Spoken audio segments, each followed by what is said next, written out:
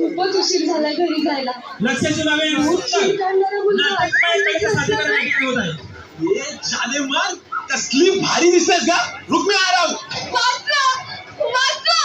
कोणी आहे का इथे? Please help, please. कहा भाग रही हो. इथे कोणी पण तुझ्या मदतीला येणार नाही. आयटम सगळे बहिरे झालेत का? वाचवा कोणीतरी. आमच्या महिलांना पुढे येऊ ना बाबा. तमाशा काय बघताय?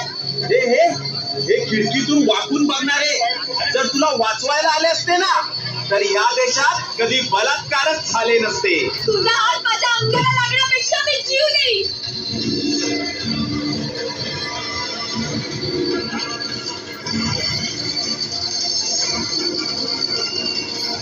माझ्या आजूबाजूला कुणीच मरत नाहीये का?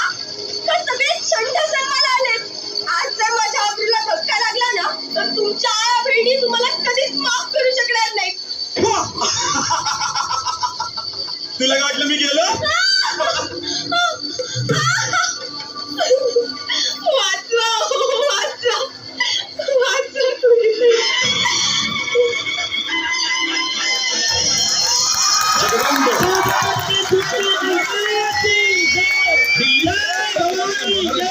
हा कसला आवाज. आज जर तुम्ही माझी अब्रू वाचवायला आला नसतात ना तर माझं काही खरं नव्हतं.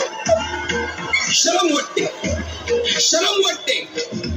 ज्या महाराष्ट्रासाठी आयुष्य खर्च घातलं आज त्याच महाराष्ट्रात कुणीच मावळा आया बहिणींची अब्रू वाचवायला पुढे येऊ नये. महाराज, अहो हे लोक फक्त तुमच्या विचारांच्या गप्पा मारतात. म्हणूनच आता तुमच्याकडून अपेक्षा आहे.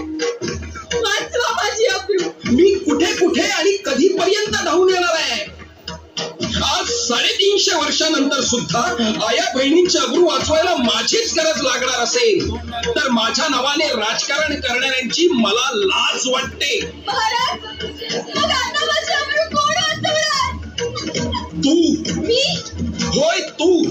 आता महाराष्ट्रातील प्रत्येक महिला भगिनी ह्या काळात स्वतः छत्रपती होणार.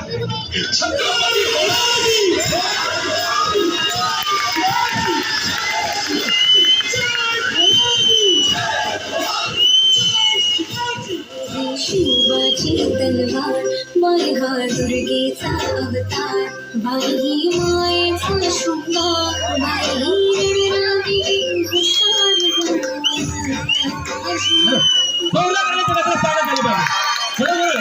या देशामध्ये संपूर्ण बलात्काराचे प्रकरण वाढतच आहे आणि खरोखरच शिवरायांच्या या शिक्षेची गरज आहे. आणि या ठिकाणी सर्व स्थापित केलेलं आहे. शिवराय आपल्या महाराष्ट्राच्या आराध्य दैवत शिवछत्रपती शिवाजी महाराजांनी या ठिकाणी दिलेल्या वाणीवरून एक सुंदर अप्रतिम कलेचं सादरीकरण या ठिकाणी झालेलं आहे. पुन्हा एकदा